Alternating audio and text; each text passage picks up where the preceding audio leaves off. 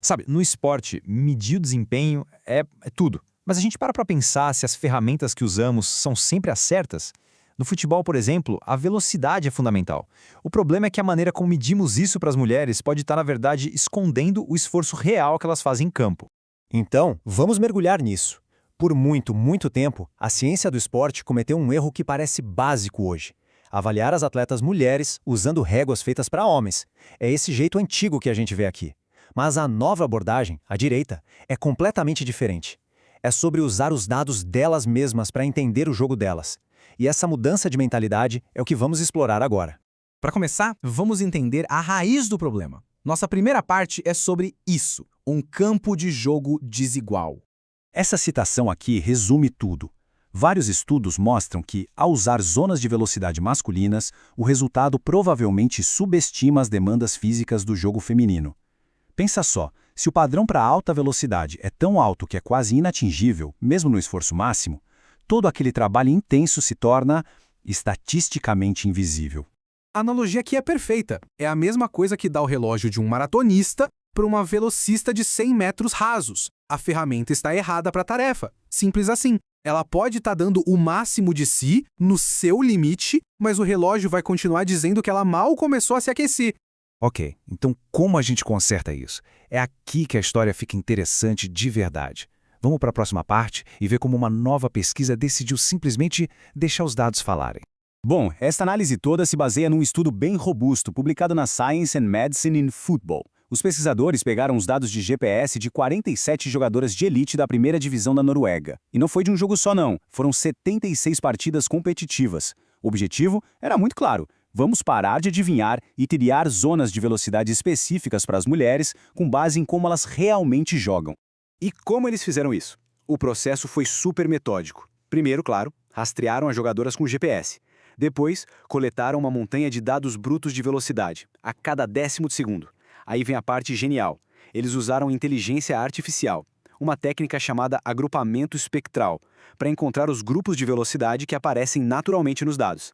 Pensa nisso como um chapéu seletor super inteligente para velocidade, que separa o que é caminhada, trote, corrida e pique, mas com base nos padrões reais das jogadoras, não em suposições. E tudo isso nos leva ao grande momento, a hora da verdade, na nossa próxima sessão. É aqui que vamos redefinir o que realmente significa alta velocidade. Ok, presta atenção nessa tabela. A nova abordagem, baseada em dados, define que a alta velocidade começa em 2,84 metros por segundo. Já o padrão masculino que usavam antes começava em 4,00 metros por segundo. A diferença é gigantesca, e isso prova, sem sombra de dúvida, que o padrão antigo era simplesmente inadequado para o jogo feminino. E este gráfico aqui mostra o impacto disso na prática. Usando o novo método, a distância que as jogadoras cobriram em alta velocidade foi de quase 3.600 metros. Com o método masculino, menos da metade disso, só 1.423 metros.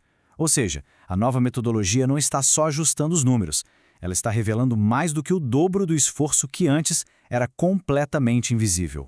Então, o ponto crucial é exatamente este. As novas zonas reclassificam uma quantidade absurda de esforço intenso que antes simplesmente não contava. Estamos finalmente começando a enxergar a imagem real da exigência física do futebol feminino de elite. Mas a história não acaba aqui. Ter uma média para a equipe já é um avanço enorme, mas a pesquisa foi ainda mais fundo. Vamos para a próxima sessão. Cada jogador é diferente. Olha só este gráfico. Cada barrinha dessas representa o perfil de velocidade único de uma jogadora. As cores mostram as marchas pessoais de cada uma, sabe? Da caminhada até o pique total. Fica muito claro que, mesmo num time de elite, um padrão único para todo mundo não conta a história completa. Algumas jogadoras são naturalmente mais velozes que outras, e as zonas de esforço delas deveriam refletir isso. E isso nos leva ao próximo nível da análise: as zonas de velocidade individualizadas. O que isso quer dizer? Basicamente que os limites de velocidade são feitos sob medida para cada jogadora, e não baseados na média do time. É o máximo de precisão que se pode ter na análise de desempenho. E o quão importante é essa individualização? Bom, este número diz tudo: 72%. A pesquisa descobriu que a velocidade máxima de uma jogadora explica 72% da variação na sua zona de velocidade mais alta. Em outras palavras, a capacidade física individual é o fator mais crítico de todos. Ignorar isso é ignorar o que mais importa. Então, no final das contas, o que tudo isso significa na prática? É aqui que os dados viram resultado de verdade. Próxima sessão, mais inteligente, mais seguro, mais forte. Os benefícios são enormes. Com zonas de velocidade precisas, as comissões técnicas podem criar planos de treino muito mais exatos, gerenciar melhor o desgaste das jogadoras para evitar o esgotamento e, o que é crucial, reduzir o risco de lesões por excesso de treino. E, além de tudo, permite avaliações de desempenho muito mais justas e uma valorização real do quão exigente o esporte é. E o melhor de tudo, isso não é só teoria para cientista. É uma solução prática, de baixo custo e que funciona para times de todos os níveis. As equipes já usam a tecnologia de GPS. Agora, elas só precisam de um método mais inteligente para interpretar os dados que já estão coletando. E isso nos deixa com uma pergunta final para refletir. Se os dados podem criar um padrão mais justo no futebol, em que outras áreas a gente também precisa redesenhar as linhas? Porque essa pesquisa, no fundo, vai muito além do esporte.